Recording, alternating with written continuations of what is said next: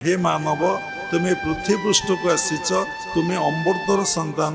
भगवान तुम भितर अच्छी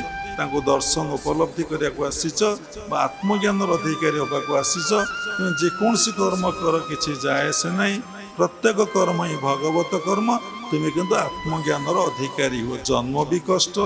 मृत्यु भी कष्ट, चरा भी कष्ट,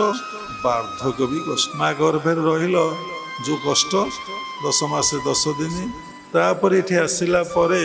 जो लालन पालन क्रिया चलला किति बाधा किति विघ्न किति प्रतिबंधक किति प्रकार व्याधिग्रस्त होउचंदी लोक माने समस्ते मेडिकल जाउचंदी समस्ते औषध खाउचंदी